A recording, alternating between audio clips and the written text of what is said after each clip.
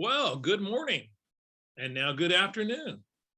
Welcome to another of our webinar Wednesdays, hosted by CSU Bakersfield Small Business Development Center, managing your small business beyond the pandemic. And we are finally getting beyond the pandemic. Doesn't it start to feel that way? This is number 104 in a series that started back on March 18th, 2020. And number 104 means one thing, that this is the 2-year mark of actually the beginning of doing these webinars, and now up through 2 complete years. March 9th, 2022. Got a good program today. I think you're going to enjoy this. Some really good, timely information and great guest speaker today. So let's get on with the program. So today is March 9th, 2022. And what is up? Well, we've been talking about the California Dream Fund, and in our Central California region, we're starting to accept applications. So we'll talk a little bit about that real quick and get into some of that. We'll talk a little bit about the Kern micro grant funding. Again, the funding has not reached Kern County from the state. We don't anticipate that till later this month, and perhaps around the end of the month. Once that time, we can begin funding some of the applications that have come in. We do have an application update where we have 2 additional questions on there. So that is just moving forward with new applications. We'll have these questions answered. If you've already submitted an application, then you will be called by the county's employment training resource, the administrator of the program on the county level. So remember, this is money that comes through the California Office of the Small Business Advocate as part of GoBiz, and down to the Kern County to administer these particular micro grants of $2,500. We'll talk a little bit about that more. The Omnibus spending bill. Don't call it the Omicron spending bill, although there's some of that in there too. It is set for a House vote today. We'll talk about that and see how that impacts small businesses and some of the other aspects going on. If you're looking to sell a business, or if you're even looking to buy a business, if you're looking to do that now or later, stay tuned. Michael Balstad will join us, and an expert in the field of selling businesses, give you all the tips and pointers and point you in the right direction to hopefully get that a transaction completed.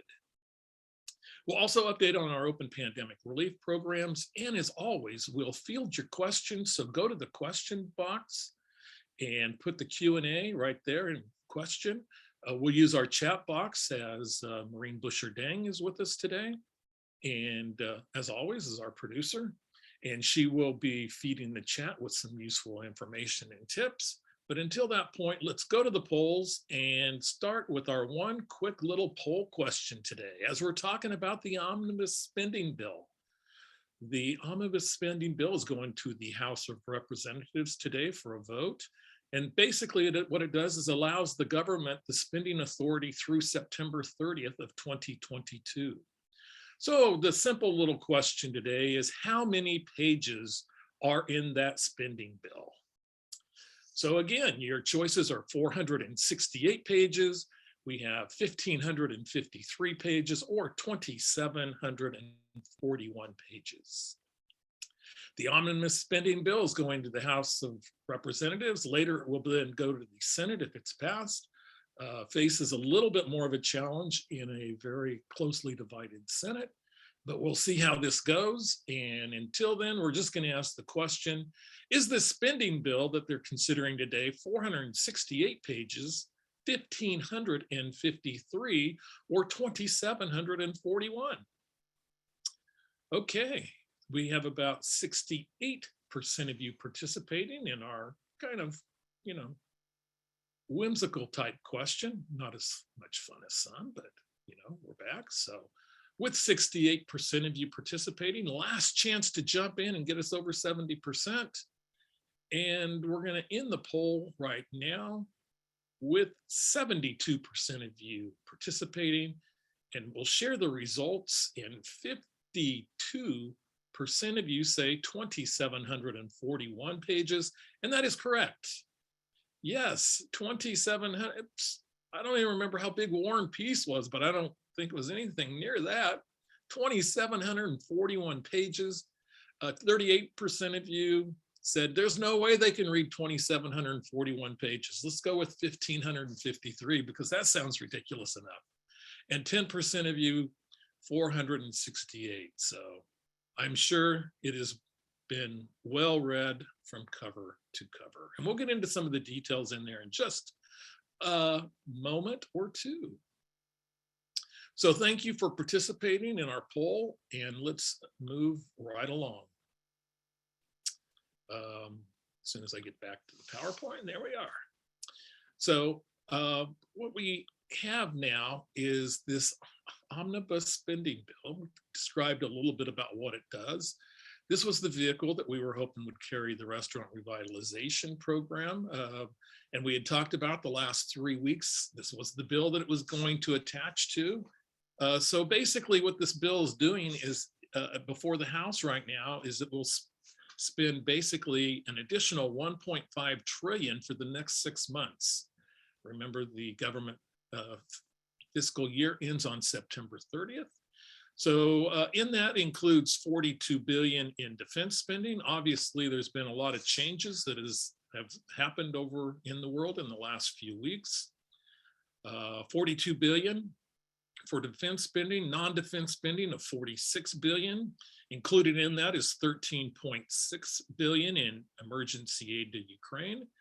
And for the first time in over a dozen years, House lawmakers were able to actually put an earmark in the particular budget, and that is $4.2 billion. So an earmark is just a bill that's attached to a spending request, attached to a bill on a very specific program, and gets to ride along with that particular bill as it goes along. So the bill actually, what we were looking at this bill to include was a fresh round of spending for the restaurant revitalization program. And apparently that has fallen out of the 1.5 trillion that the House is considering today. So even though it had a bipartisan support and they had a group of 60 senators, apparently something has changed in the more than 40 billion for restaurants and bars, that really only about 25% of those who applied the first time got in. And this was going to come along and help them. Apparently, if it goes through the House and is then goes into the Senate and is passed at the Senate level, signed into law, will not include $40 billion for restaurants and bars. And this was just news that came out this morning. And as you can see, here's a quote from Erica Polmar, who's the executive director of the Independent Restaurant Coalition, who is obviously, we are beyond disappointed this massive government funding proposal ignores the needs of 177,300 neighborhood restaurants and bars impacted by the pandemic. So not good news on the business front, on our small businesses, our restaurants that had applied for the Restaurant Revitalization Fund. We're not part of the 25% that were actually funded and still had their applications sitting out there. And there was a great deal of support for this. It looked like it was going to go through, and it didn't. Or I shouldn't say it didn't. It hasn't yet. So we'll see, I guess. So hopefully that's most of the bad news for today. But here's kind of what's going on with our status and action for some of the other key pandemic relief programs. The employee retention credit is open retroactively going back to 2020. It ended on 9/30. It apparently had support moving forward to be attached to this bill, and everything that I've seen that this tax credit is not going to be moving forward as well. So the employee retention credit as we know it has ended on 9/30/2021. So that is ended on the third quarter of 2021. and does not look like it is going to be moving forward anytime soon. So I guess, with some of these business programs, if I could just do a quick analysis, don't know much about politics, don't want to, but perhaps it's the silver lining in these not moving forward is the fact that Omicron is getting less pervasive in our society, and the need maybe was there 3 weeks ago to do this, but now it feels that the need has moved on. So the employee retention credit is another one that will not be moving forward. The city of Bakersfield will restart a loan to grant program, see Access Plus Capital. The Kern County Micro Grant Program is open. We're hoping it begins funding in late March. Those monies still need to come from the state of California, who is underwriting and funding the program through their GoBiz office of the Office of the Small Business Advocate. The Mono County Grant and Forgivable Loan Program is open. You can see Jeff Simpson up there in Mono County, or he'll probably pass you on to Jeff Lucas. So you got your choice of Jeffs going on in Mono County there. California Dream Fund. This is news. This is kind of new news that we have been saying, wait, we'll have more information for you in March. It's March. So if you're interested in the California Dream Fund, we'll talk briefly about that. Email your interest to CASBDC, an acronym for the California Small Business Development Center, CASBDC at ucmerced.edu, and let them know that you're interested in beginning the training portion of that particular California Dream Fund requirement. We'll talk more later on about the California Venture Fund, PPP forgiveness, talked about EIDL a lot last week. And as we noted, the Restaurant Revitalization Fund is not in the bill moving forward. So the California Dream Fund grants, the Central California region has begun accepting emails. You remember, we're part of that 14-county region.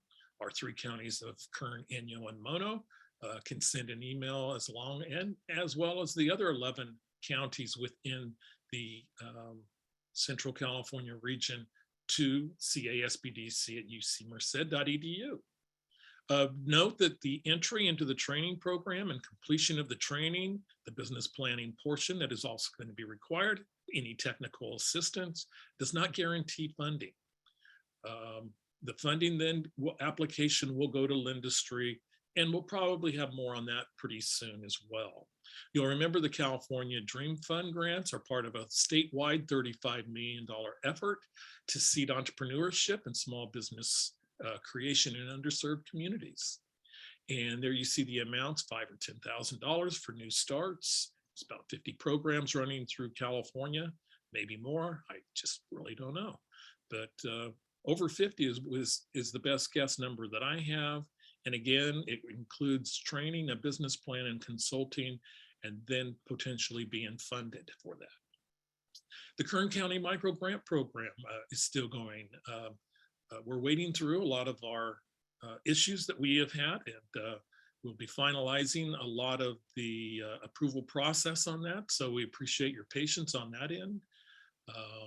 We're working on for the needs for actually those that are claiming that the reason that they can apply for the grant is because of the poverty level in Kern County in their particular area. So we got that resolved, I believe, now. So we're moving right along. And remember, if you received the COVID-19 California Relief Grant administered by Lindustry.com, you're not eligible. A few other eligibility requirements, we can get that to you, but hopefully the funding will start late this month with $2,500 per businesses. You had to be in business in 2019, must be your main source of income for the individual.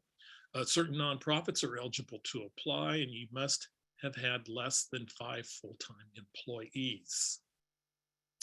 So a little bit more information as we continue to kind of package through this thing. Call our office at 616-554-2856 for more information. Iris is standing by to take your call. And thank you for all your work on this, Iris. Okay, well, that brings us to a fascinating subject. Actually, exit strategies as far as those individuals that are looking to sell their particular business or buy a particular business, which has always been a favored way of entering business, reduces the risk, a lot of other factors. But Michael Balstad is our guest today, our special guest, and he returns. He's the founder of Harvest Transition Solutions, and he works on exit strategies for a lot of different areas to help business owners. He is a certified exit planner. We'll discuss various options, if you're looking to retire or another phase of your business life after selling your particular business. The thing I like about Michael, you mentioned that nearly 80% of the businesses for sale do not end in a positive transaction. So he's here today to offer some suggestions and sell business to related individuals, employees, strategic partners, even unrelated parties. Many businesses offer excellent opportunity for those wanting to start and buy a business. I agree wholeheartedly. Michael, it's great to have you back. We're working to get you to join our team at the CSUB SBDC and look forward to having you on board in this very specific and very, very important area. It's buying and selling businesses and exit strategies. So thank you for joining us. Excellent. Thank you so much. Take it away. All right, excellent. Hi, everybody. Thank you for joining. Some of you may have been with us a few months ago when I presented on exit and succession planning. And really, that is a process that one would typically go into a few years in advance, at least, to ensure that the business is what's called transferable. What typically causes, 8 and 10 businesses not to survive an attempted sale is the fact that the business is completely reliant on the owner. Things haven't been done within the business to ensure that it could stand on its own 2 feet, as it would relate to things such as policies, procedures, systems, et cetera, ensuring that you can attract and retain key employees, things of that nature. And so the process that we would be going through is to de-risk that business over time to ensure that, again, it's more stable and not reliant on the owner. The benefit of that, of course, is a potential buyer looks at that and sees, less risk of it failing, and consequently makes it more valuable to them. What that also does for the current business owner is it's made it less reliant on them, which it means even if you wanted to keep it, it's easier for you to do that. So ultimately, this entire de-risking process really is designed to have a business owner have more options for themselves on what to do, rather than being tied into one option because they're having to be reactive and they're behind the 8 ball. So now that we went through that a few months back, today what we're looking at is, for some of you, what may be relevant, which is you've decided that the appropriate exit for you is actually a sale. Now, that sale, I'm going to go ahead and share my screen now. One moment here. And I'm going to start the slideshow. So what we're going to talk about today is what goes into selling a business. And that could be a sale to your employees, as far as, just individually, maybe you have 1 or 2 employees that just want to buy it from you. But it could be, if it was a sale to an employee retirement plan, so where it effectively would be owned on behalf of the employees in a retirement plan. It could be through a co-op.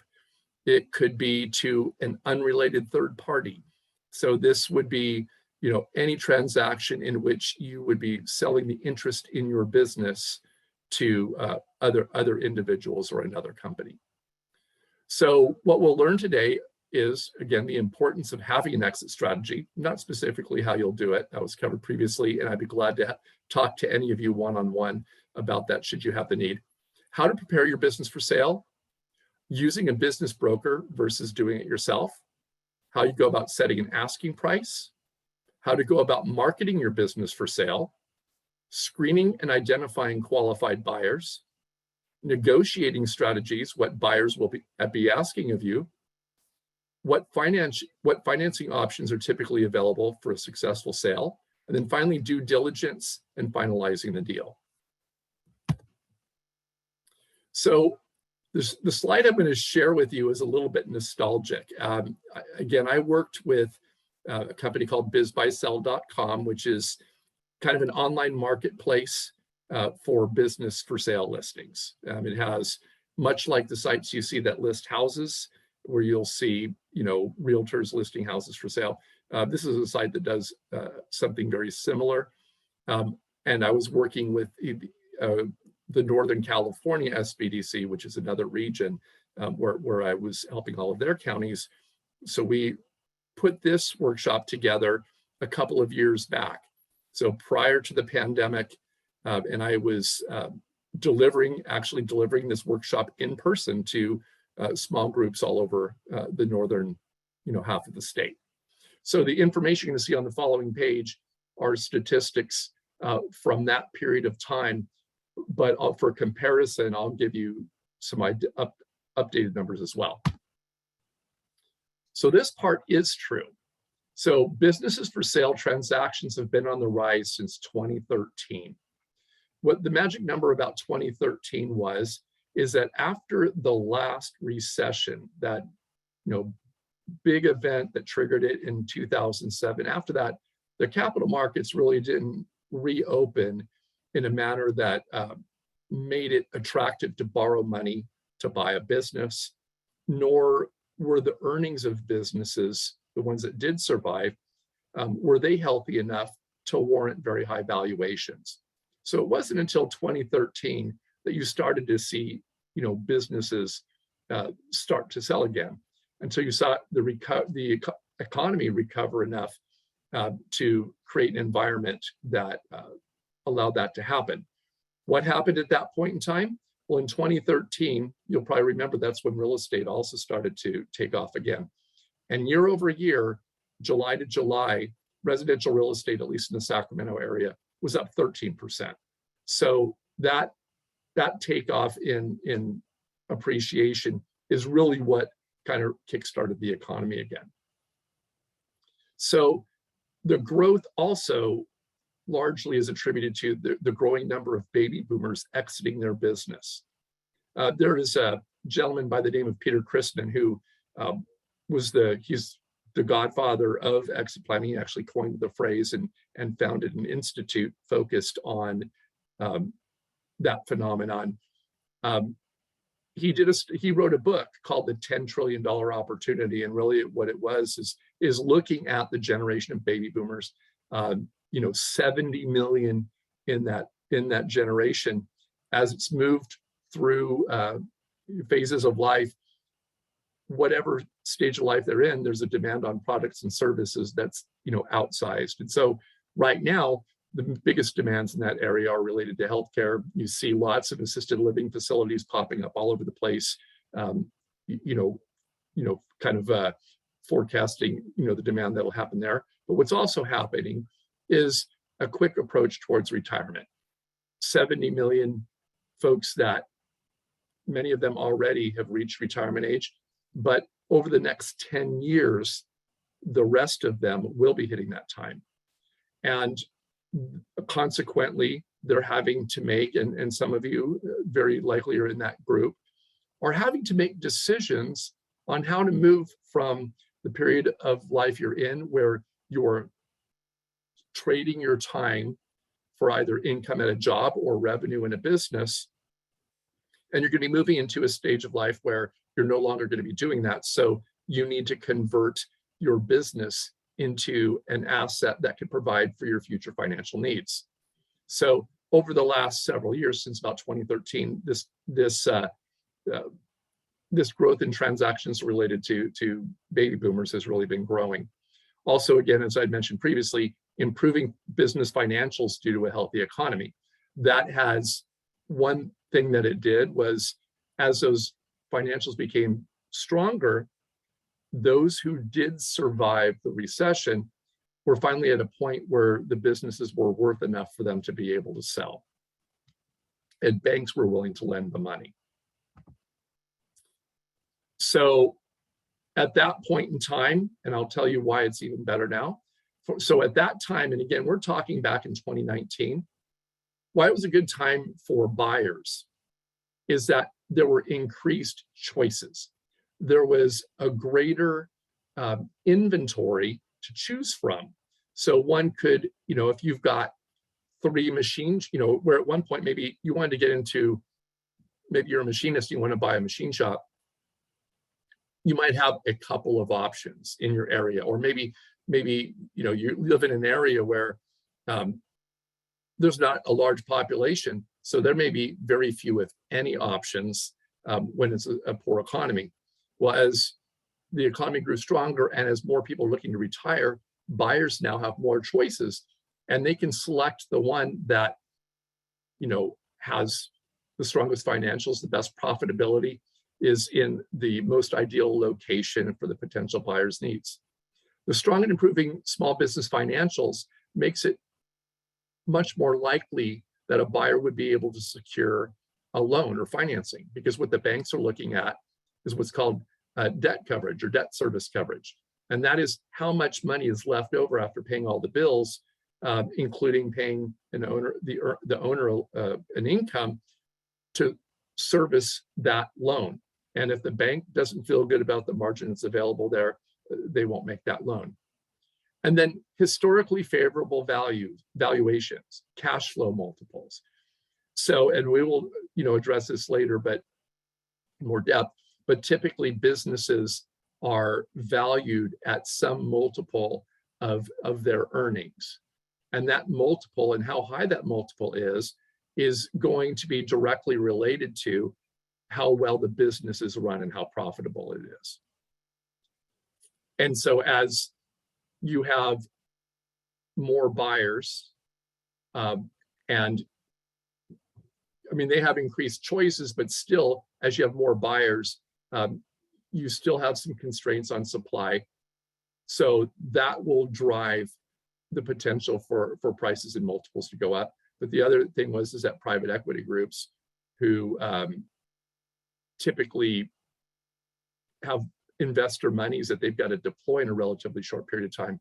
As the market improved, they were having to sometimes bid higher than what people typically would pay because they had to get the money invested. So they were having to compete to get the deals.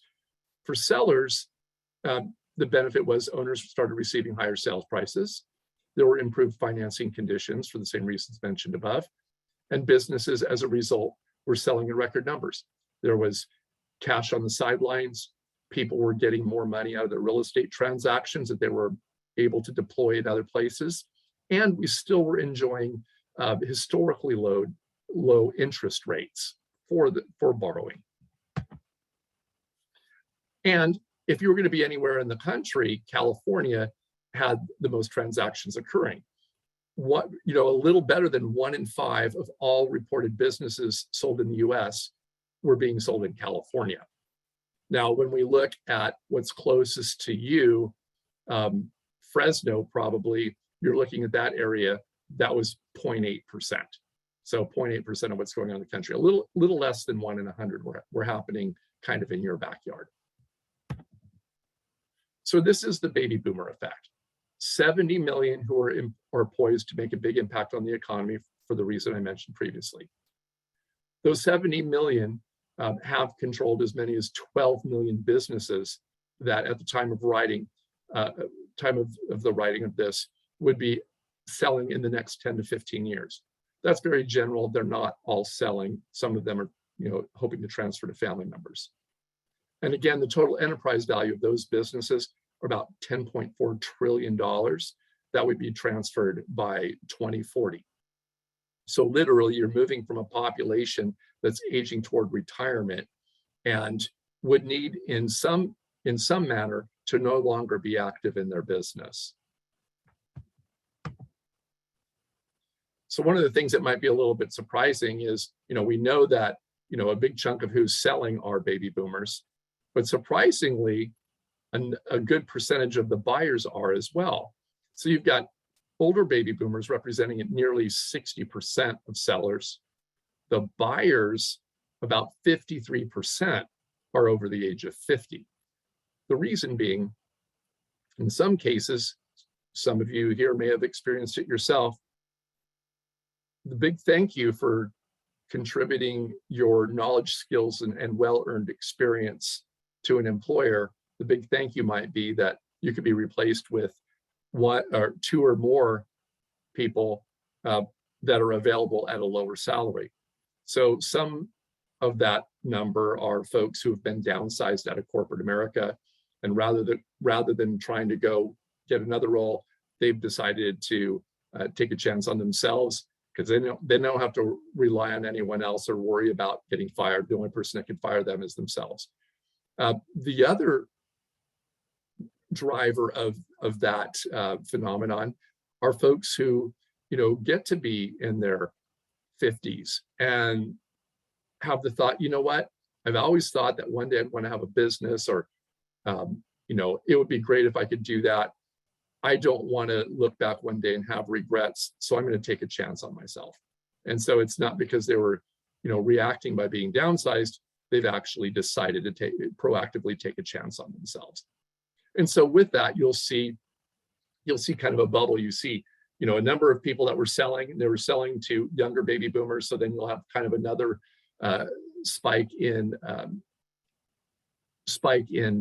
transactions over the next several years due to that. Now, selling a business, solutions for owners looking to transfer or exit their business is what we're going to be talking about. That's the landscape we just discussed. Some things I'll also bring to you. When the pandemic began, obviously most businesses were every business was affected. Most were impacted negatively.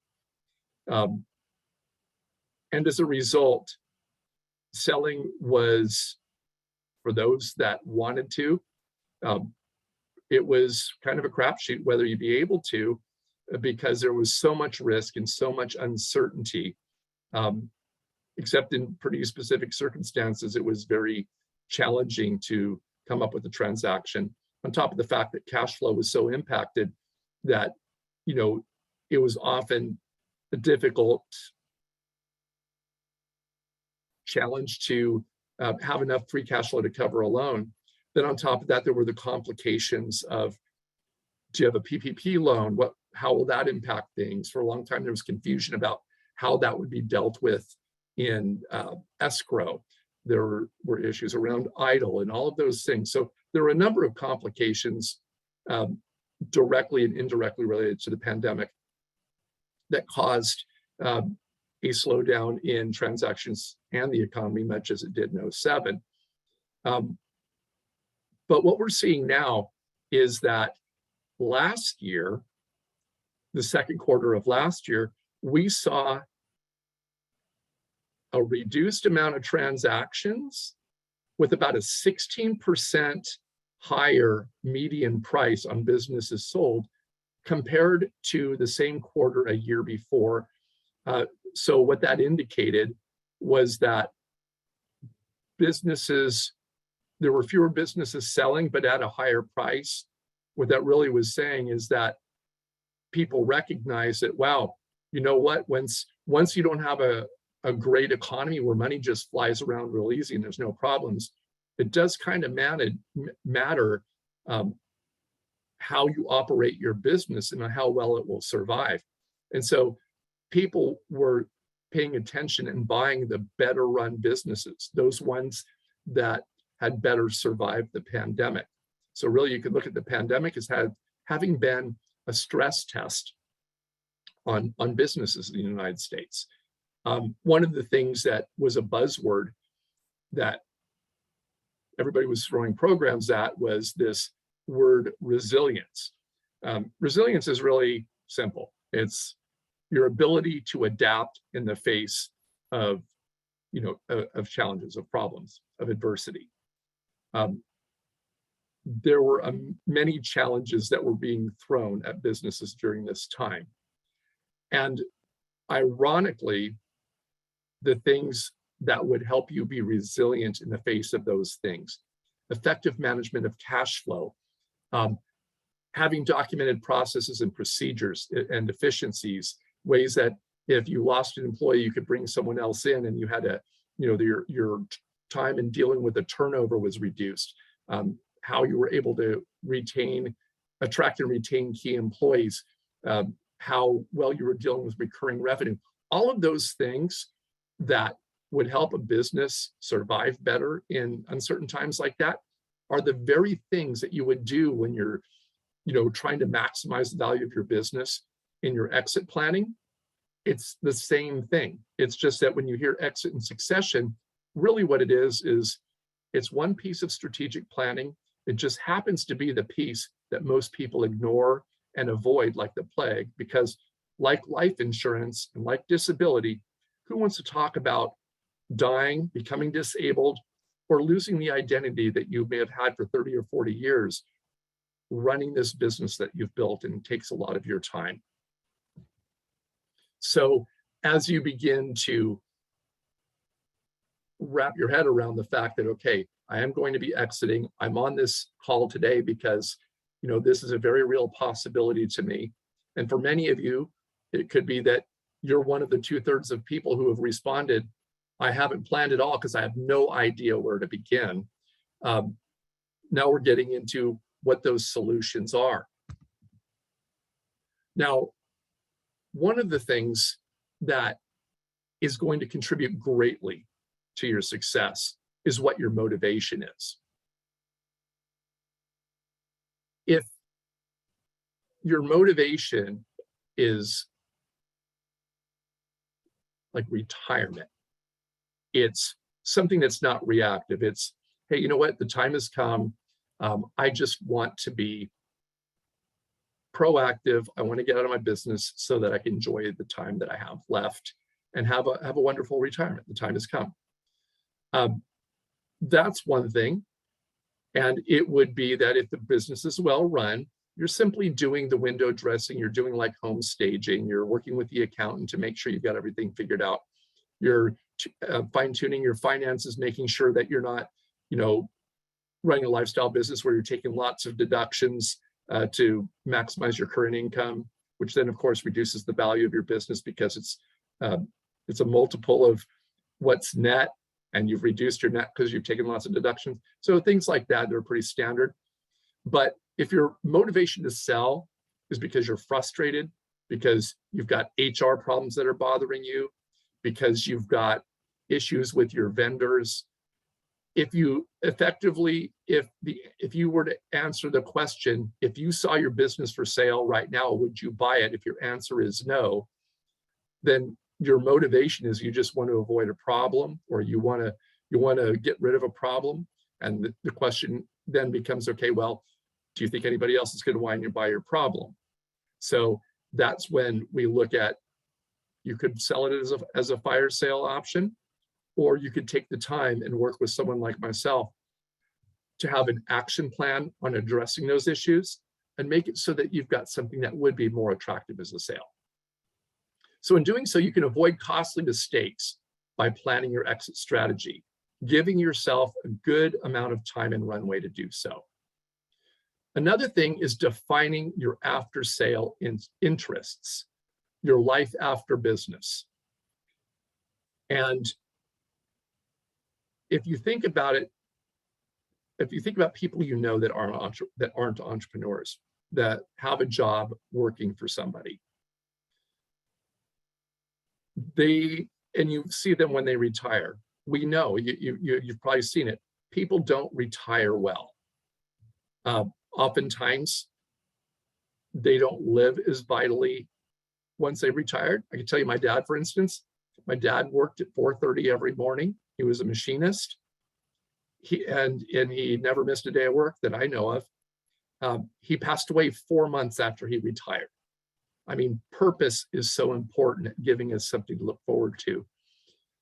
There is one survey that Peter Chrisman, one of the things he came up with, he was an investment banker who was very successful, helped people get great values for their business.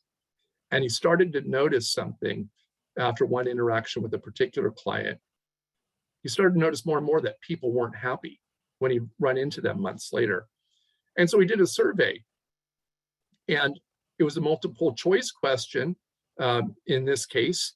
And in 3 and 4 cases where it was talking about afterlife, after business quality of life, 3 in 4 respondents said that they profoundly regretted it within 12 months. Now, this is 3 in 4 people who successfully exited their business. So it's not a financial issue. It was a personal fulfillment issue. So defining those interests are very important. The other thing that does, I can't tell you how many times I've seen situations where people sabotage their own transaction because in the back of their mind, there's fear of the unknown. They are concerned about losing their identity or the business being their baby. So having something to look forward to in moving into that next act of your life can be as powerful in helping you, run through the finish line into that phase of your life, as it can be as powerful in helping you to do that as it was when you started your business and you weren't making any money yet, but you had a vision of the success that you wanted to have. And sometimes that vision, that dream of what you wanted to have happen, when you're not making any money, sometimes that's the only motivation that helps you get through it and get through the work that's necessary to build that business. Well, in this case, it's getting you through the motivation to get you through the work you're going to have to do to maximize the value in that business and maximize the likelihood that you'll be able to successfully sell it. Identify and resolve potential conflicts that might exist. Make a ranked list of priorities and formulate a sales strategy for your business. Planning ahead can yield a higher sales price, and we'll get to all of these individually. So when you're preparing for your business sale, one of the things you're going to have to do, up front, you're going to spend a good deal of time doing is preparing your financial documents. I can't overstate the importance of this. The reason is, first thing, as I mentioned, value is usually, based on some multiple of net earnings. It could be EBITDA, which is earnings before interest, tax, depreciation, or amortization. It could be a multiple of seller's discretionary earnings, which is literally, if you're a small business, you're a sole proprietor, it's whatever is left after you pay all your bills, because you may not be on payroll. You might just be keeping what's left over. So seller's discretionary earnings is literally that. And that includes, let's say that you have one of your kids working for you, and it's a role that someone could hire an employee for $15 an hour, but you're paying your child $50 an hour. Well, that difference of $35 an hour would be added back to seller's discretionary earnings, because a buyer could decide, well, yeah, but I'm not going to hire my kid, so that 35 could go in my pocket. So as you're, looking at your financial documents and your earnings, you want to make sure that you're, that they are current and that they are clear and that they're not gray area, that you really have your accountant work with you and really straighten those things out. It helps you to develop strategies to improve the value of your business, which we'll get into. It helps you to determine a fair asking price, because again, it's a multiple of that net earnings. Your accountant can help you to identify gaps or shortcomings. And most importantly, buyers will expect to see that your business is profitable.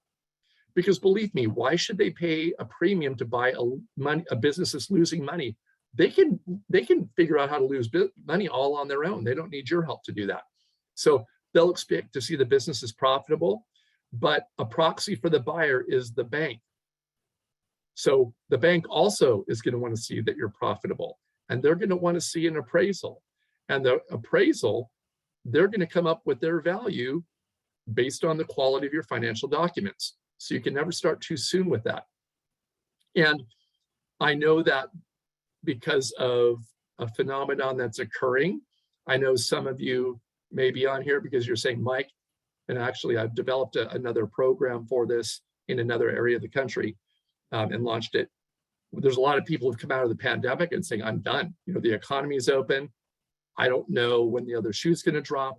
I'm exhausted. I'm frustrated. I just want to sell now. I'm not necessarily worried about maximizing the value. I just want to know if there's a way I can get out now. That'll be a separate conversation we can have, and I'm glad to have that with any of you. But for those of you who are saying, yeah, I'd like to sell. If I can sell now, great. But if I can't get what I need to get, I'm willing to take and invest the time if I understand what it's going to get me in the future. And so by having your financials clear, one of the things that typically is going to happen early on is your accountant, for instance, might say, you've been deducting all of these things to maximize the income that you're generating from your business for yourself.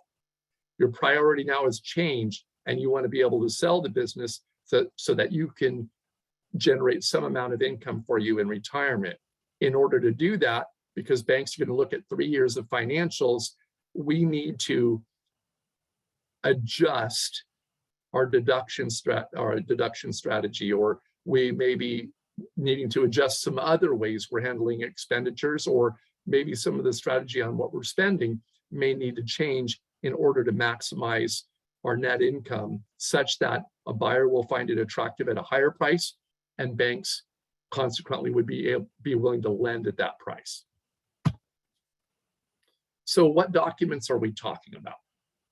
There are profit and loss statements. So literally that's looking at, you're looking at a series of documents that's going to quantify how much money you're making or losing over particular periods of time.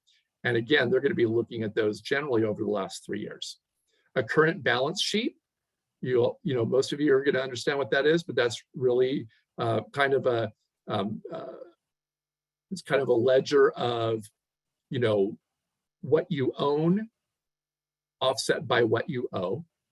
There's a cash flow statement, which really shows how money flows in and out of your business over time. This gives, let's say that you earn $1 million net a year. Someone might think that that means that you're earning $83,000 a month. A cash flow statement might actually show, no, they're a seasonal business and they're really getting all of their money in 2 particular months. So that gives them a picture of, the consistency and predictability of cash flow. Business tax returns for the past 2 to 3 years, copy of your current lease if relevant, any insurance policies related to the business, non-disclosure confidentiality agreements. This is something that you're going to want to do before you're releasing any information to a potential buyer, because this is going to make them think twice before ever using any trade secrets or any information they find in your business for anything other than evaluating the purchase of your business. Nothing is 100% going to prevent people from doing things. Some people just don't care, but at least it gives you some legal protections, and it does give you some recourse should someone use those in an appropriate manner. A personal financial statement for buyer to complete. It's when you're looking at a buyer, you want somebody who's willing and someone who is ready, but they also need to be able. And that financial statement is going to do a couple of things. First of all, it's going to show whether they have any financial viability to back up their desire to purchase the business, i.e. being able to come up with a down payment. But you're also going to be able to see what their track record is with regard to managing their own financial responsibilities. If they're not credit worthy and they can't manage their own life, then it brings into question whether they'd be able to, in addition, manage this being added to it. Then there's going to be an executive summary, overview of the business, kind of an elevator pitch for someone to look at. And then beyond that, once you'll have a detailed profile describing the business. So the executive summary is kind of the thing that someone looks at it. If it piques their interest, because people have short attention spans, we all know this. If it piques their interest, the next thing they'll want to look at is a detailed profile describing the business.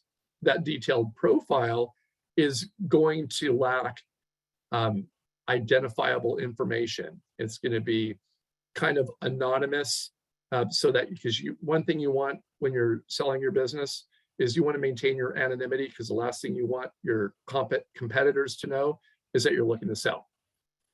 It could create real problems for you. And you need to be able to run that business like you own it until it sells, because you own it until you don't. And so you always need to be able to run it in the same fashion and with the same success you've been able to up to this point. Then additional documentation to substantiate the financial representation. So these would be any additional supporting documents to your financial statements or receipts, things of that nature. Any professional certificates, supplier and distributor contracts, particularly if those would be transferable to the new potential owner, and particularly if they've got really favorable terms versus what someone could negotiate on their own. Any employment agreements you may have, if applicable, that you have with employees to secure that key talent.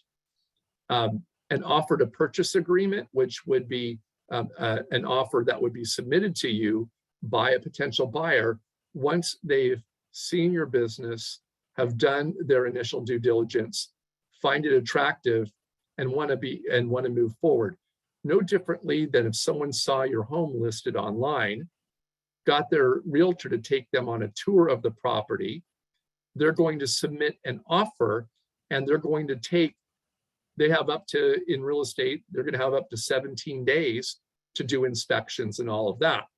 Well, that offer to purchase agreement serves the same function when someone is wanting to buy your business.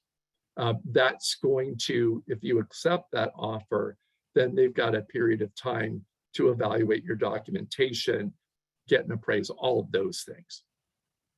And then finally, one of the other financial documents is going to be a note for any seller financing.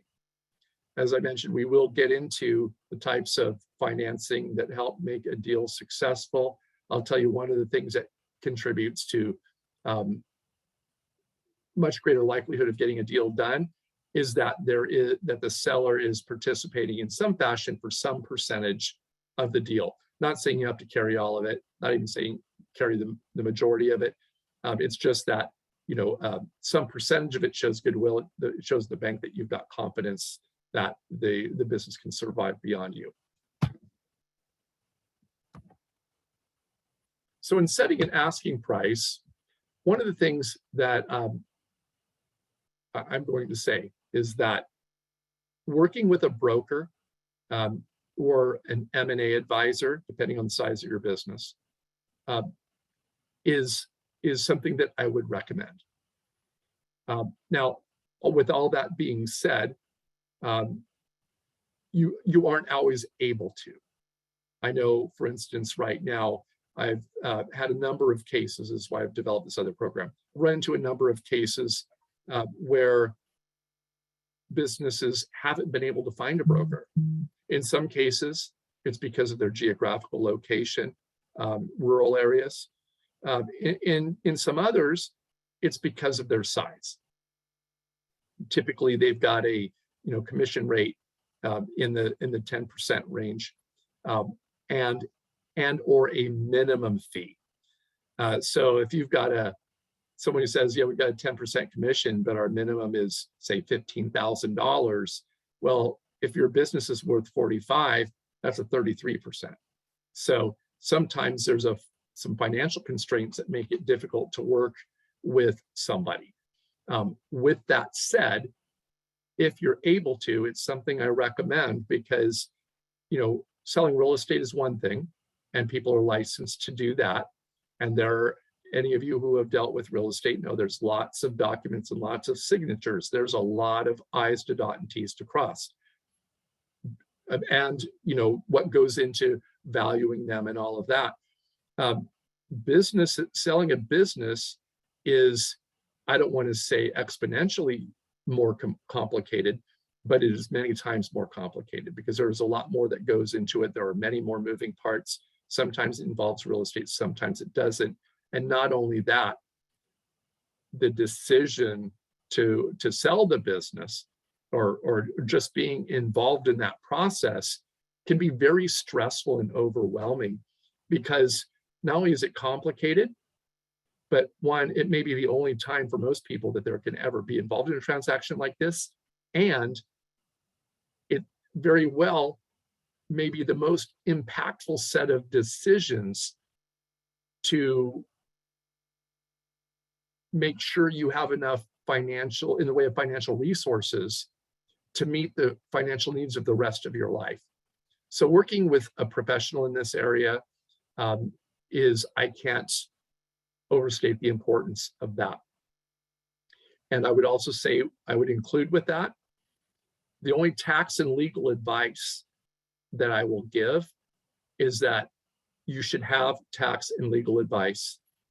Do not skimp on it and say that sounds expensive to get it, because, you know, however much it costs you up front is a fraction of what it would cost if you make the mistakes and have to go back later and get them fixed. So I'd say just do it right the first time, and work with professionals whom the price you're paying is for the value of protecting you from some unintended consequences. So when you work with a business broker or appraiser, they're going to tell you to do all of the following bullets on this list, and they're going to be qualified to actually place a value on the business. I will tell you that I am not a certified valuation person.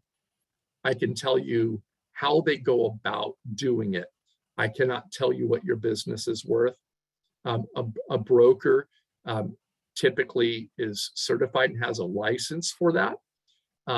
And also appraisers who are going to be, going to conduct a valuation at that level for the purpose of a loan.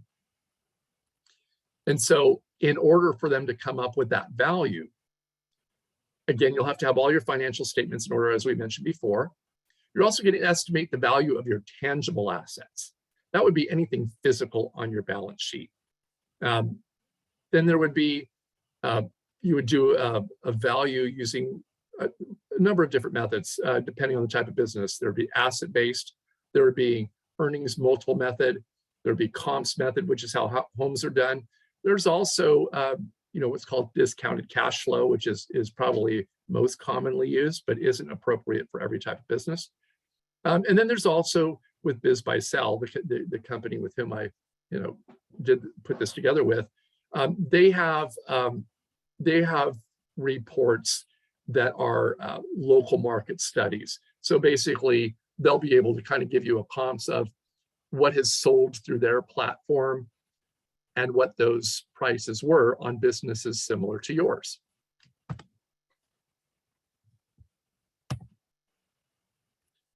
And then you can determine the value of a business using comps. You'll determine a fair asking price based on similarly sold businesses, like what is on that report.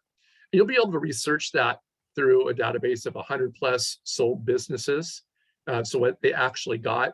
And on their website, at any given time, you can see probably 50,000 businesses for sale. As we all know, you can ask whatever you want for something, but in the end, that doesn't mean that's what you're going to get for it. So the ones that are the comps from the past, you can see this is what actually people got for it. Looking at the current prices that things are available at, you'll be able to say, well, what price kind of puts me in that range? And it also gives you an idea of where the prices are trending.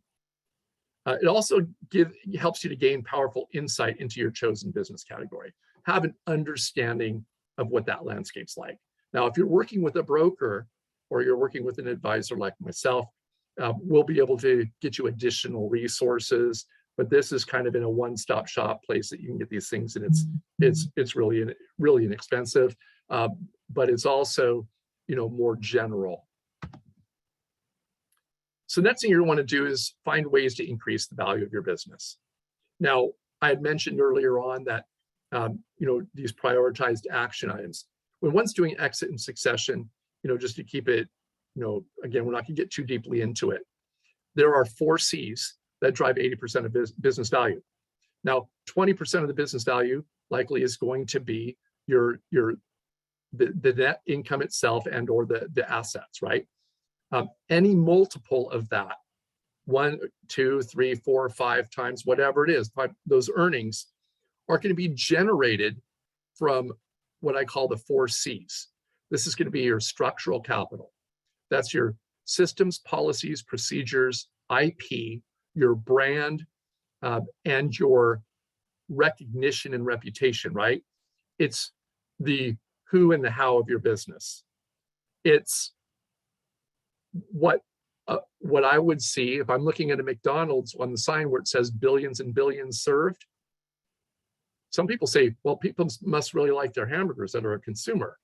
To me, as a person looking at a business, I'm saying, well, with nearly 100 years of being in business and over 1 billion transactions and hundreds of thousands of restaurants all over the world, they probably know a thing or two about, you know, how much meat should you start with in making that patty? What are the ideal number of pickles to have on that cheeseburger that is enough for people to enjoy the flavor and isn't too much to raise your cost? What corner of the intersection should you have the restaurant to get the most traffic, right? You get a manual from and a brand. Everybody knows who the Golden Arches are. So, you know, that is really an example of what structural capital is kind of like the operating system and owner's manual of a business, and that it's recognized.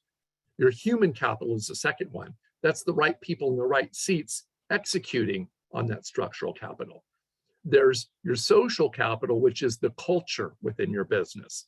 Is it a toxic work environment? Are there healthy expectations of people, you know, healthy boundaries with employees? Do they understand what's expected of them? Are they engaged? Do they feel heard and appreciated? So consequently, they're very productive and loyal to their job. So culture is and also, you know, is everybody really clear on what the business is about and with the direction that they're going? So really that too is going to fall around mission and vision. That's all going to be, that culture is all going to be defined by that. And then finally, there's the customer capital, and that is looking at your frequency and size of customer transactions relative to your industry. Where do you fall in the range? Are you on the low end or the high end? Where on the spectrum are you in the degree of how many times? Like, you know, it's gonna be different for every industry. If you are in residential real estate, well, if you're on the retail side and you're selling houses, an individual who's buying a home to live in is not going to be a constant repeat customer, right? That's not something that they're going to be coming back every month. If you're in residential property management, well, now you've got recurring revenue, which is a lot more predictable and a lot lower risk. So that is more attractive. But again, depending on which side of the house you're on the retail side, on the sales, you're not going to be able to have that kind of recurring revenue. So it doesn't count against you. But what it will look like is, well, how are they in comparison to other retail residential brokerages?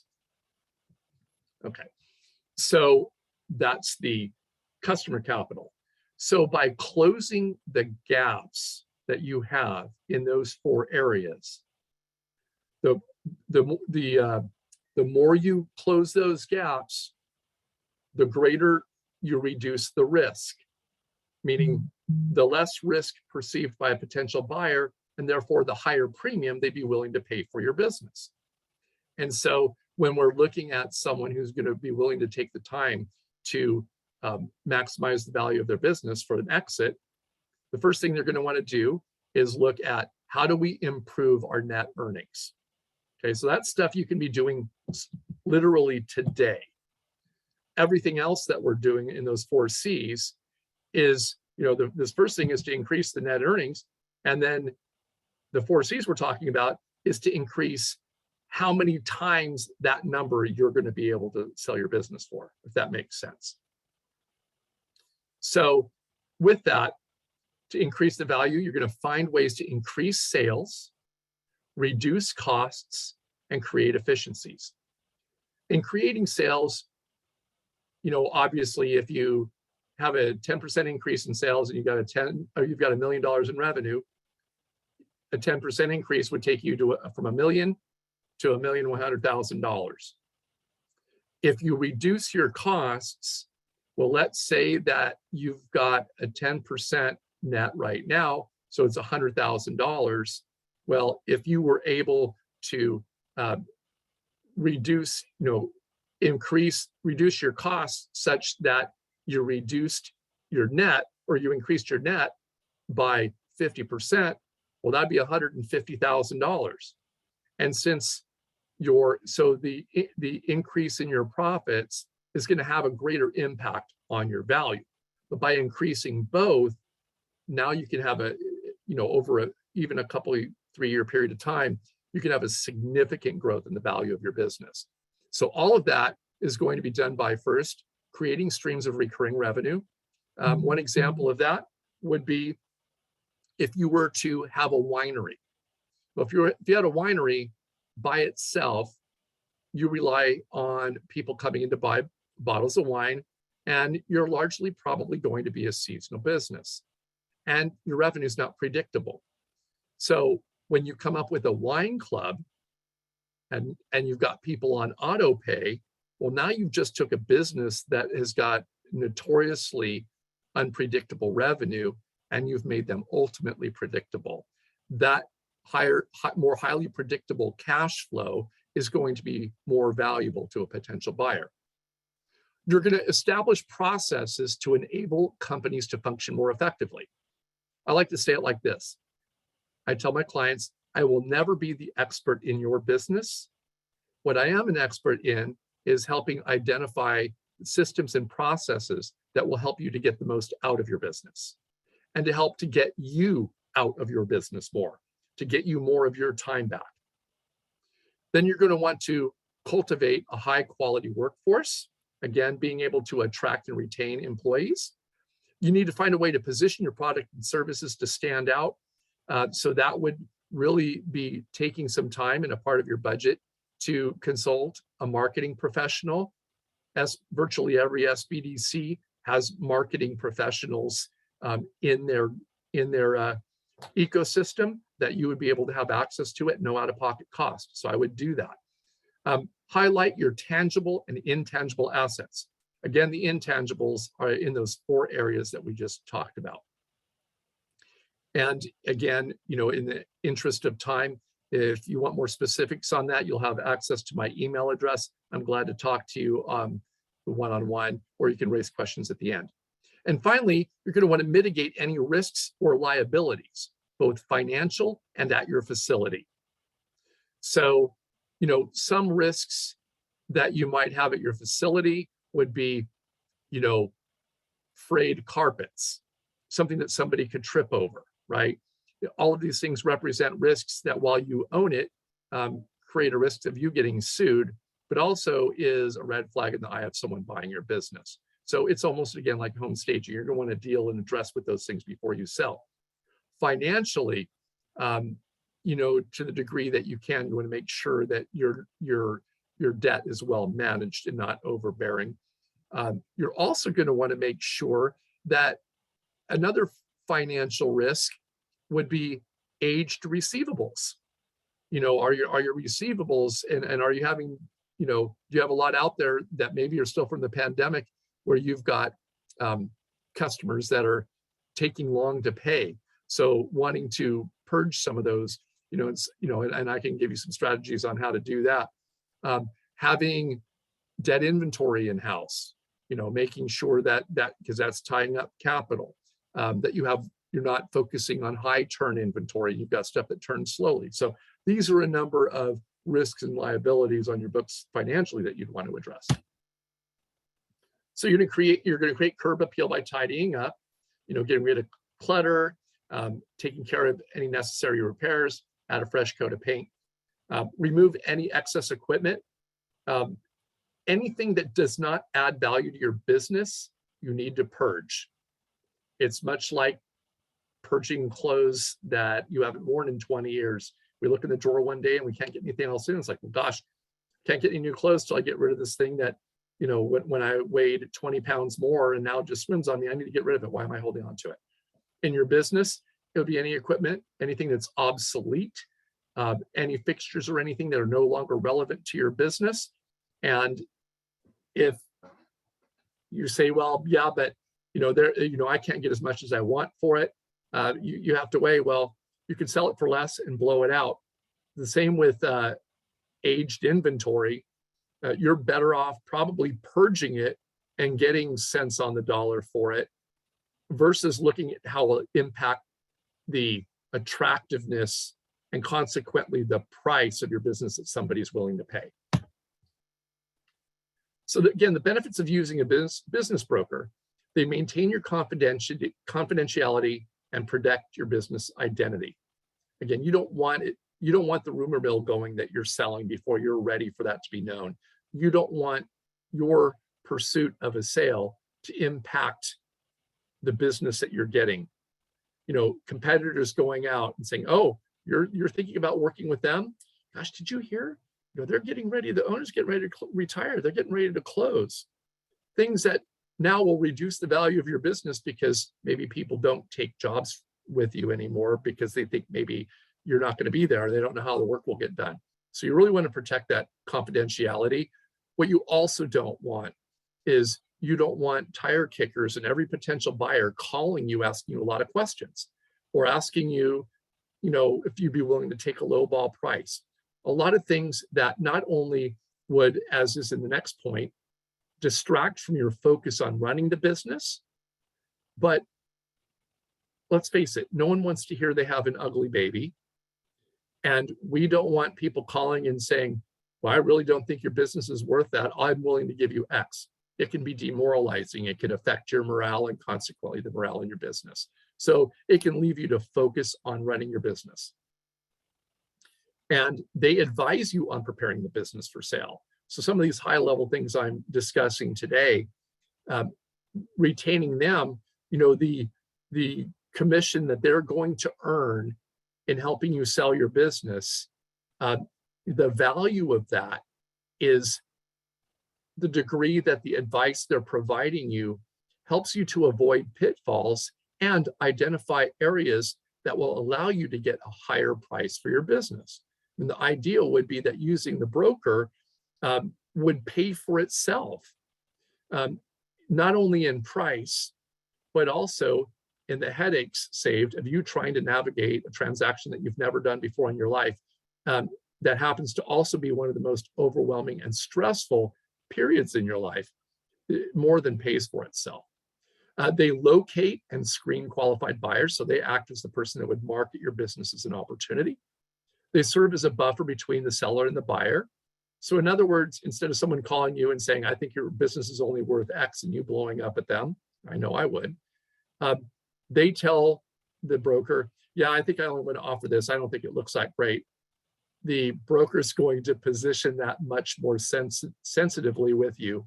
And likewise, when your response is go pound sand, they're going to be more tactful in communicating that, communicating to their potential buyer that it probably would be in your best interest to come up a little bit on the price, and here's why it would be worth it to do that.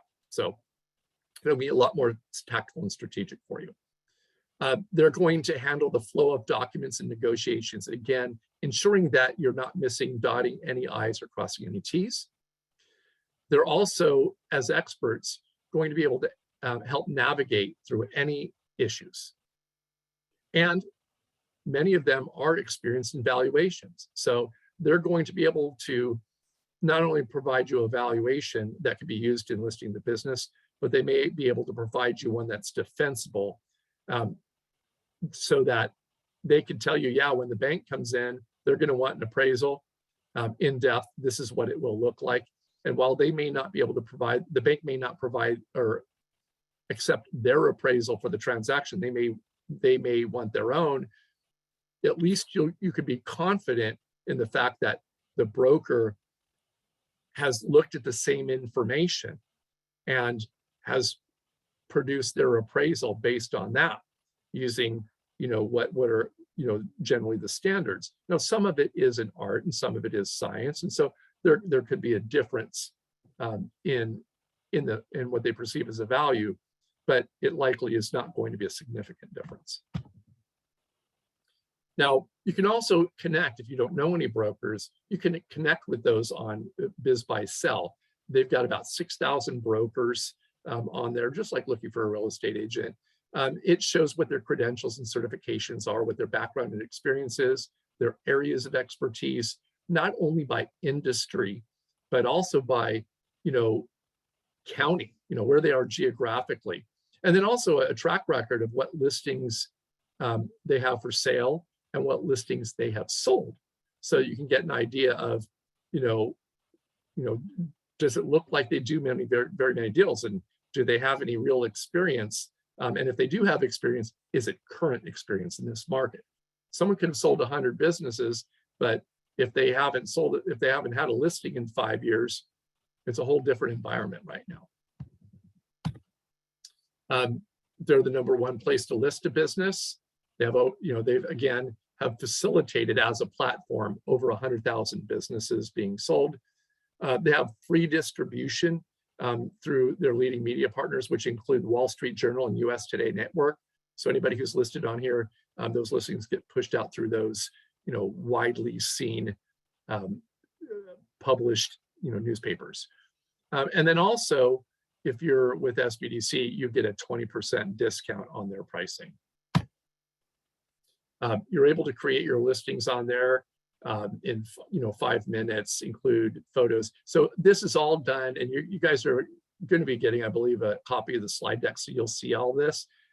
Really, it would feel very familiar to you if you've ever used Amazon, if you've ever done a listing on Amazon or Facebook Marketplace or eBay. This is going to be very familiar in how you would go about creating your listing and such if you're doing it yourself. If your membership, if you got a membership tool, you'll be able to go on and manage your listings, add new listings. You'll be able to see any responses that you've gotten. You'll be able to download the free guide for selling your small business, which by the way, for attending today, you'll be receiving a link so that you're able to download that. And then you'll be able to export your leads. And what I mean by that is if there are leads of people who've been looking at that, you'll be able to export that contact information so that you can then follow up with them. And then, let me move, I've got some things blocking my screen. You want to, when able, this is, and I'll just let you read this. This is, you look over here to the left, it says what you should do in creating your listing. And it tells you why you should do those things. Again, on top of that, you want to make sure you use a great title. You want something that is going to catch people their attention immediately. And that there are keywords that would be common in your type of business, so that when someone's searching those keywords, yours would pop up. You'll want to include photos. Again, if it's something where you're wanting to be confidential, you want to be careful that you're not including information that would make it easy to deduce who you are, particularly if you're in a small town or not a highly populated county. You want to be informational and less pitch, avoid all caps. You're not gonna, use things like, well, imagine if this, well, you can, so check this out. It's really going to be about providing the information, because again, what people are looking for is the industry that they want to be in, and they're looking at what the business nets compared to what its gross receipts are. They're really looking for that profitability and really looking at what they're going to be able to expect to take home. And when they're looking at it in the ads, that's giving them something to screen. Then as they begin to go through those, they're going to weed out the ones that look like they're, maybe more work or more specialized than they want to do. Maybe they're outside the geographic area that's ideal for them. And so, you just want to be clear and provide concise information. What it does is you might say, well, gosh, I don't want to put too much because it might just, some people might not look at it. You want to be very efficient with your time. If someone deselects themselves and you've got a perfectly good business and they just select themselves, well, that's one less person that you're going to waste time with, because your time is valuable. You run a business, you got a lot of hats to wear. You want to make sure it's less about quantity and more about quality. And when your professionals can come to you maybe with a couple, 3 leads, but they are clearly understand the opportunity and they're not bowing out. It's like, oh, well, that's not what I thought it was. Then that's fewer that you're focusing on, that you're really able to do the due diligence on the buyer. And so now you make sure that you've got good, ready, willing, and able buyers. Obviously, you want as many as you can get, but you just want to make sure that they clearly understand the opportunity. You want to include key financials, as I mentioned. That's the gross income and the cash flow. And this is another reason it's going to be advisable to use a broker, because I see lots of these listings on these various sites that do this, these platforms, that are folks that aren't using a broker, and they're using terms interchangeably that are not. They're using EBITDA and revenue interchangeably and things like that. They're not interchangeable. And so if you're not working with a broker, at the very least, you can consult with one of the advisors at Bakersfield, at the SBDC there, because there are a number of them that understand how to read financial statements. And all of these numbers that I just mentioned here, all are going to come directly from your financial statements. So they'll be able to help you with that to kind of translate what it is that you're looking for. And sorry, I've got to move this again. This all gets away. And then you want to include a secondary category. Is there a category that you could be involved in that's primary, that hits 8 of 10 things that are relevant to your business? But there might be another category that you're kind of part of. By including yourself in more than one, they're saying that you can see, you'll see more people click. What I would say to you is that while that's true from a visibility standpoint, that's one item that I would give qualified agreement to. I would say that it's on a case-by-case business and the type of, or a case-by-case basis, depending on the business and industry that you're in, because getting more people to see it just to get more numbers, if it's not relevant, it could also be frustrating a lot of people. It could be creating some negative energy around the listing, and you don't want to do that either. So I would say that one, I would just, put a asterisk next to that one, that when it's time to be developing your own listing, if you're doing so, that you would talk to the marketing person at your SBDC, for instance, just from a marketing standpoint, would it make sense to be in more than one category? Then some of the other tools they have are targeted emails to folks that are looking for that type of business, customized prospect lists, things of that nature. They've got services that allow you to appear, more frequently in ads and things of that nature. Again, that will all be in the slide deck that you're getting. And I'm going to move forward a little bit.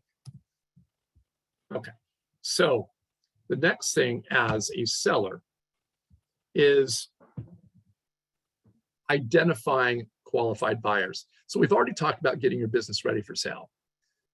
We've talked about marketing your business. So preparing the business for sale, make sure that you've got a product that's attractively packaged. No different than things you would buy in the store, no differently than a staged home. Then you're going to go out and market. It's where do people who want your kind of business find themselves, right? So now you've got all the people knocking down the door that are interested in your business. Well, now you got to think about, well, what am I looking for in an ideal buyer? What's important to you? So are they specifically interested in your business or market area? In other words, is there something about your business specifically? Or are they looking at other businesses in your area as well of the same type and they're playing them off one another? You want to have an idea that they're committed specifically to your business. That's going to be a higher value lead for you, or I'd rather prospect. You've gone from lead to prospect at that point, or at least suspect. And are they specifically interested in your market area? Because if for you, it's important that it's going to be an owner operator that's involved in the business every day versus someone who's buying the business as a portfolio business where they're hiring a general manager to run it and they're not local to it. That could affect how you see them, particularly if you're in a rural area and that business is going to, part of how local businesses position themselves is the familiarity to your neighbor who's running it. So as you're thinking about what's important to you in a buyer, it could be, I want to know that they possess specific knowledge, skills, and experience to operate it, particularly if you're going to carry any of the note. Because if they're not successful, there's a chance either you won't get the rest of your money and it goes bankrupt, or you're not getting the rest of the money, meaning you have to repossess the business, which means then into retirement. Now you maybe have to come out of retirement. I've seen this happen many times, and run the business to get it enough above water again so that you can sell it. If you're wanting to sell the business to retire, the last thing obviously you want to do is to come back into it. Can they make a purchase within your time frame? If you're wanting to be out in 6 months and they're saying, well, I'm thinking about 3 years from now, well, those are folks that don't, they don't pass a smell test for you. And are they pre-qualified for a loan? That's something, you see that happen all the time in the mortgage area. That may be something that you can ask for, the pre-qualification piece. That's really going to depend on whether it's, where you are between it being a buyer's and a seller's market. When you're a seller in a low inventory market, you can ask for a lot more. Any of you who have sold a house in the last couple of years probably know exactly what I'm talking about. If you're in a buyer's market, sometimes there are some things you may not have the luxury to ask for. But if you are, if you are able to get it, a pre-qualified loan lets you know that, okay, at least we know that they're able. Now we got to find out if they're, from a financial standpoint. Now we just, the ready and willing part. The ready is the timing, and the willing is at that price. You come to a price that'll work, and that they've got the skills and experience that they can qualify for the loan. Because what happens next is that loan actually has two qualifiers. The borrower has to qualify and the business has to qualify. They're going to look at the business and say, is this a bankable business? And you can have the best business in the world. If you've got a buyer that has no experience in what you do, they say, well, this is a great business, but if this person knows nothing about it, they could still run it into the ground. So you're going to want to know that at the very least that person is pre-qualified from a loan standpoint. That gives you one less variable that can go south as you're narrowing down your pool of potential buyers. And then before disclosing any confidential information, you're going to want to have them sign a non-disclosure agreement. Again, that non-disclosure agreement is legally binding. In most cases, it's basically saying that you're not going to use any of the information that you discover by looking under the hood of this business for any purpose other than purchasing that specific business. That, for instance, you're not a competitor that's going to look at it so you can take the trade secrets back to your own business. That's a huge risk. Now, that is a risk that you will have. If you've got a buyer that's looking at you that is in that industry, it's unfortunately a risk you'll face, even if they sign an NDA. The thing is that having the NDA at least has them having second thoughts about doing anything that could cause them to be in litigation, right? So that, and having that NDA signed, that goes right along with the thing about getting legal advice. Don't skip steps that put you at risk. So then negotiating strategies in motivating buyers. First of all, you want to negotiate from a position of strength. You want to avoid a distressed sale. I'll give you an example. I had someone referred to me. I also have an insurance practice. I had somebody referred to me from a bank. A lot of what I do on the insurance side is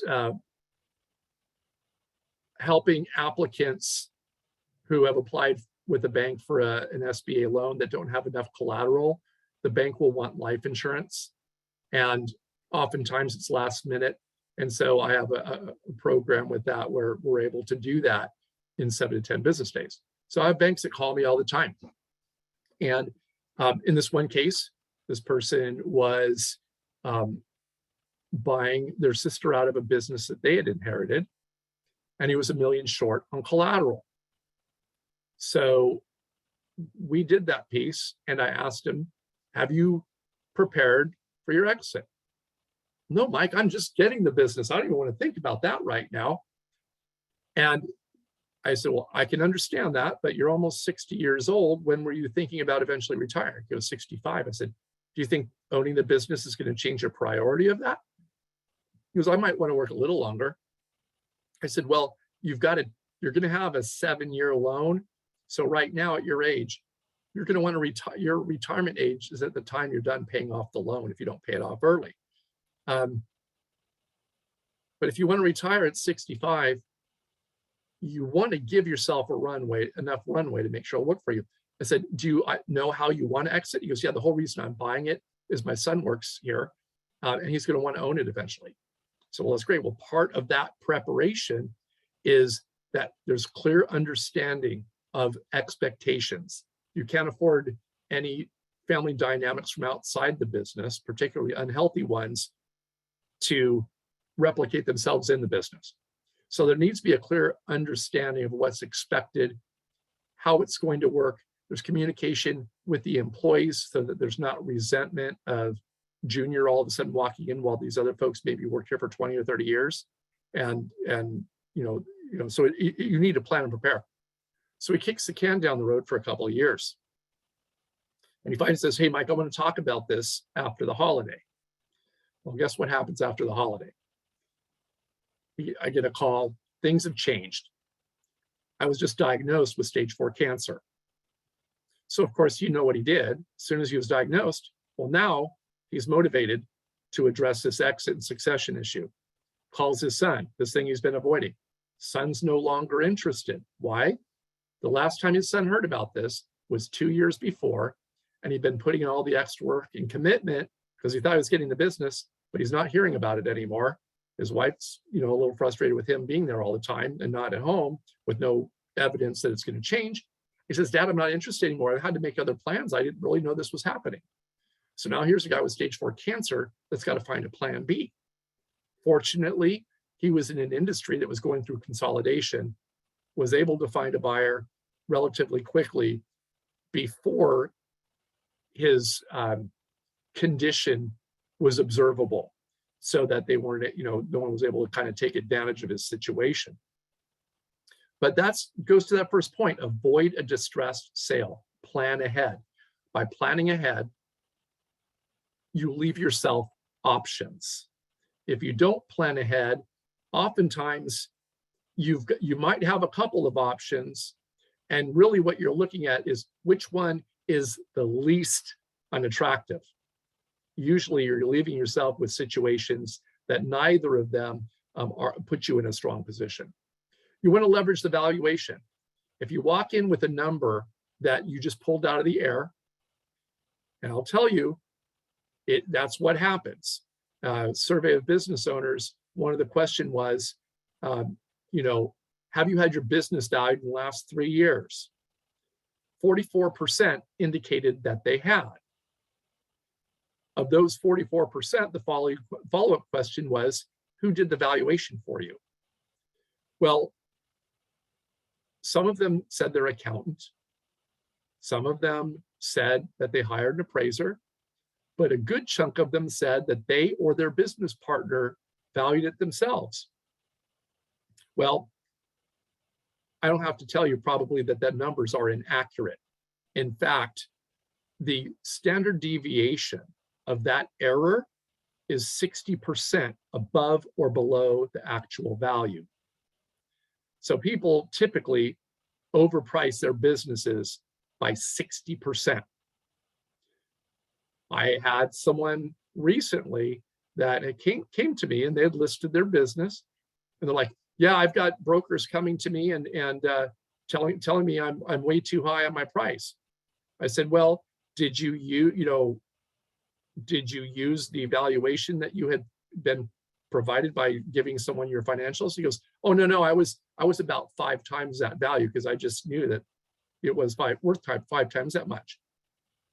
I said, well, when you get those valuations, they're taking it across all the transactions that have happened for the last 24 months in your industry. So unless you've got something that you can show that is so strategically valuable to your business that doesn't exist elsewhere, that's not a defensible value.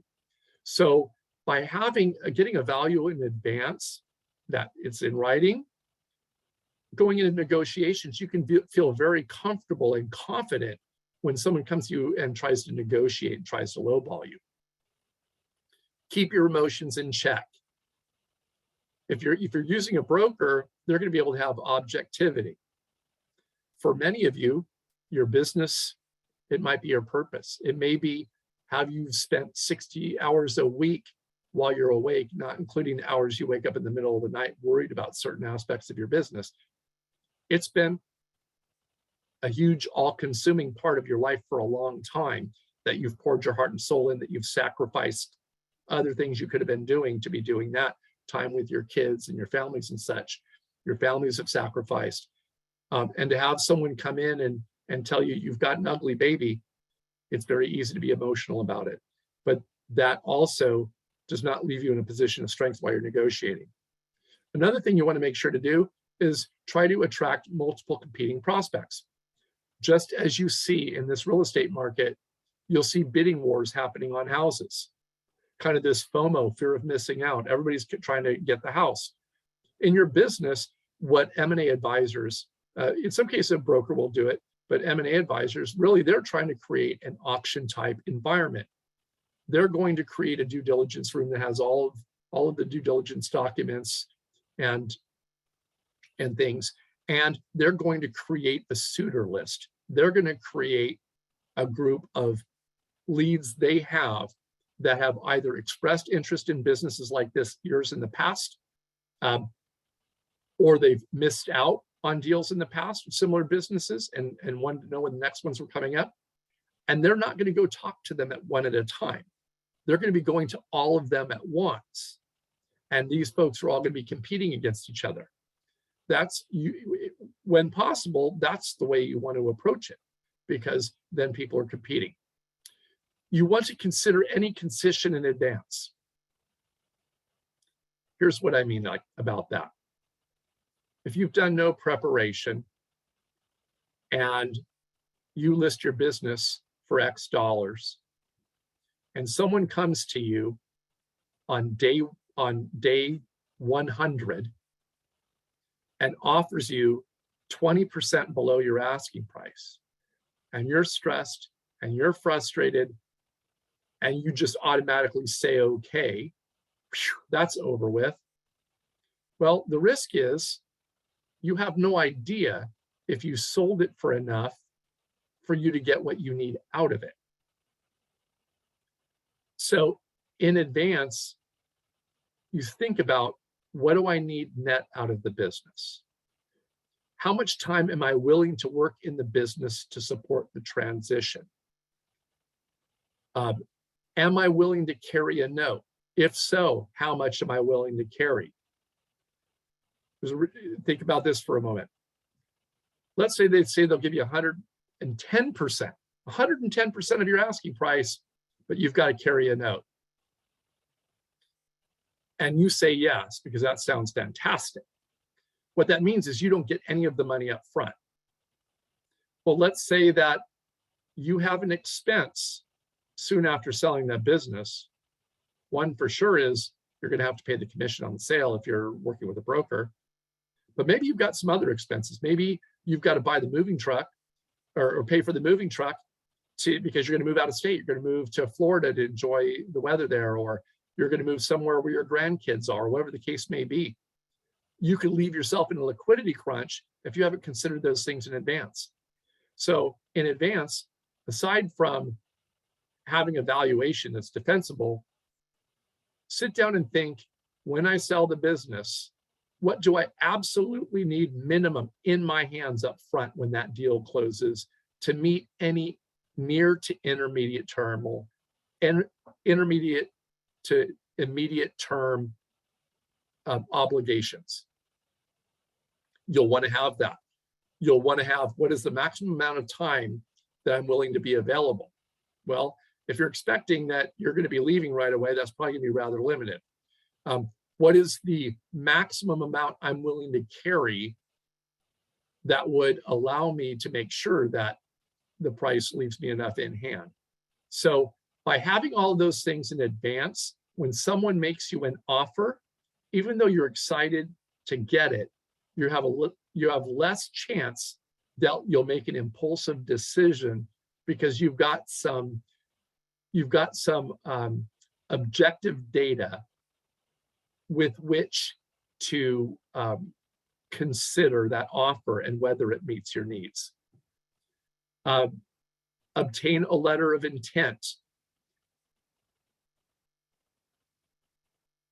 You know, if they're asking you to accept a reduced price or terms for your business, they're asking you to make a commitment.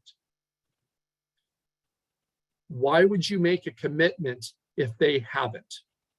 If they've not made a commitment that they want to enter into negotiations with you by signing a letter of intent that goes along with those terms, there's no reason for you to commit to those terms. You want those terms in writing because they're committing as well. Otherwise, it's lopsided. You know, they've got the advantage in that negotiation at that point. And then you want to review that offer with your attorney and or your broker before responding. The broker is going to know all of the pitfalls. They're going to be able to help you deal with, you know, a great percentage of the issues that would come up. There are some legal things that might come up that the broker, you know, and particularly they're not going to be able to give you specific legal advice, but there might not be anything scandalous or controversial in the offer, and the broker might be okay with it. But in the case you're not working with a broker, you're going to want to have an attorney the whole time because they're going to be able to help you. First of all, they're going to be able to help you with any required documentation, both in drafting it and reviewing what's received. There are a million things that can go wrong, either because you've got a shrewd buyer, or it's two people who've never done it before, and you don't know what you don't know, and there are huge blind spots, and you could be, depending on how things are drafted, there could be things that leave liability to either or both parties, or a number of things. There could be a number of things that could go wrong without having a professional review it. And you want to do that before responding. And they'll also be able to help you prepare what that response should be. Preparing for due diligence. We're running a little bit over. Oh, no. Okay, thank you. Sorry about that. So I'll get through this really quickly. Preparing for final due diligence. So you're going to provide financial statements. Again, you're probably going to say, well, Michael, you already told us that. Yes, but at final due diligence, they're going to be going through whatever is the most current. There may be updated ones. They're going to be wanting to see articles of incorporation or anything else used for the formation of your business. Any material contracts that will remain relevant or relevant to the value of the business, exclusive territories. We still don't have you.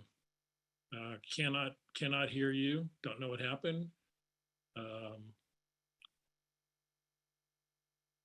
So I am going to pull the screen back. And unfortunately, the very end, the due diligence part, we're going to miss out on. And But we will be back next week with Managing Your Small Business Beyond the Pandemic webinar number 105. And that'll be next Wednesday on March the 16th.